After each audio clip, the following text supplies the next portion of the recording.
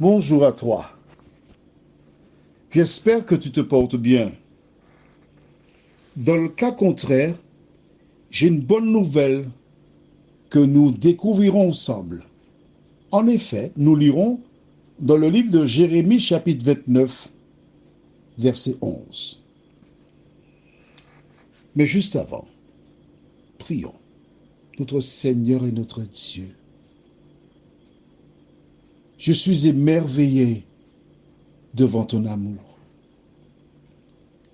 Alors que nous allons lire cette référence biblique, que le Saint-Esprit continue de nous conduire dans toute la vérité.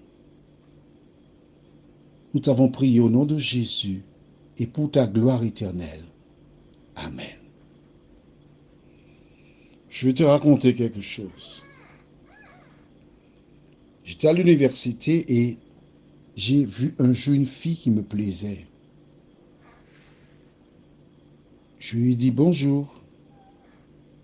Elle est passée à côté de moi comme un TGV et m'a pas répondu.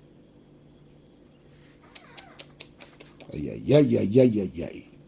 J'ai dit en moi quelque chose que je ne peux pas répéter.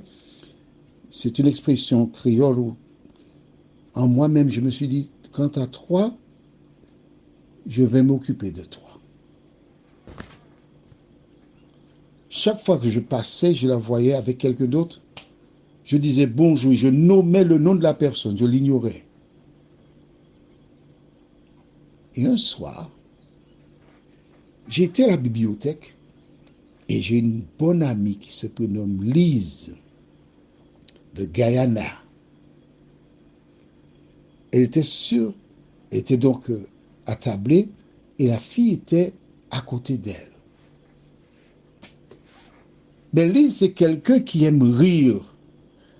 Un, un rire généreux, la joie de vivre. Et j'ai commencé à lui donner des paroles. Lise est en train de rire, elle sourit. Jean-Claude, arrête, on va me mettre dehors de la bibliothèque. Mais du coin de l'œil, je surveille la copine. Je la surprends en train de sourire, mais ne vois pas que je la vois. Je dis, ah, toi, affaire classée.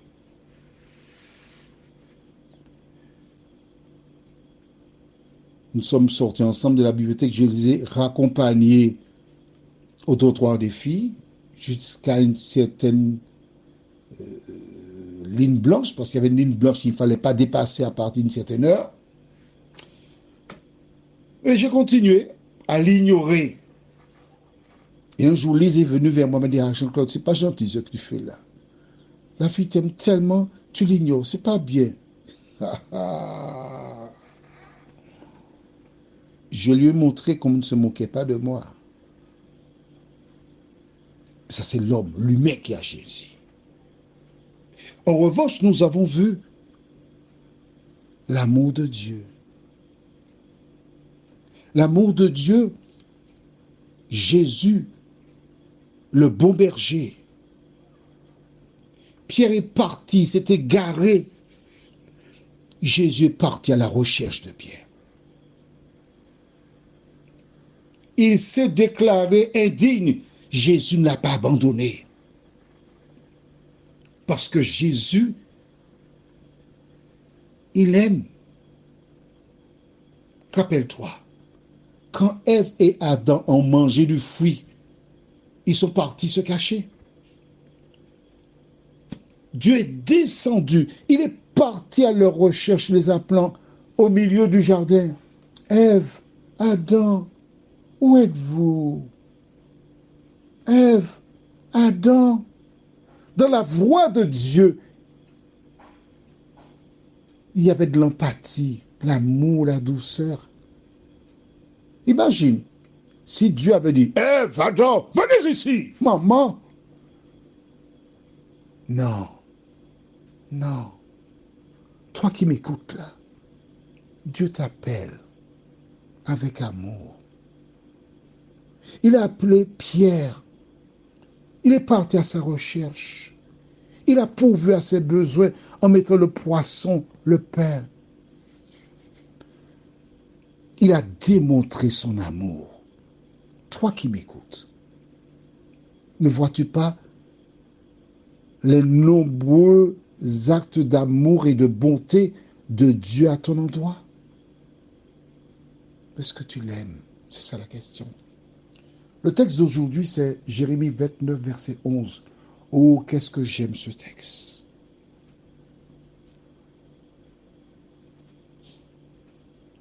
Nous lisons, car je connais les projets que j'ai formés sur vous, dit l'Éternel. Projets de paix et non de malheur, afin de vous donner un avenir et de l'espérance. Je reprends cela pour toi. Car je connais les projets que j'ai formés sur Marie, Marie-Alice, Marie-Louise, Henriette, Huguette, Claudette, Michel, Félicien. Je connais les projets que j'ai formés. Celui qui fait les projets, c'est l'Éternel. Celui qui connaît la finalité du projet, c'est encore l'Éternel. Je connais les projets que j'ai formés sur toi, dit l'Éternel. Quel genre de projet? Certainement, tu es en prison. Jésus te dit, je connais les projets que j'ai formés sur toi. Dieu, en te tissant dans le sein de ta mère, il a aussi mis dans ton cerveau le projet qu'il a pour toi. Ton salut. De quoi s'agit-il? Projet de paix et non de malheur. C'est le projet que Dieu a pour toi. Veux-tu prendre ce projet-là? Veux-tu l'accepter? Veux-tu laisser le Saint-Esprit le réaliser en toi? Comment? Eh bien, en faisant ce que fit Pierre. Reconnaître ton état. Reconnaître ta situation. Aimer Jésus. L'accepter dans ta vie. Et il te dit, projet de paix et non de malheur, afin de te donner un avenir et de l'espérance. Oui, alors pourquoi j'ai eu des problèmes? C'est simple.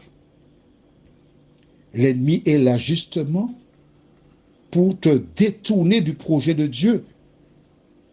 Mais Jésus te dit en ce matin, j'ai un projet pour toi. Si tu mets en pratique la parole de Dieu, le projet se réalisera. Si tu refuses de l'appliquer dans ta vie,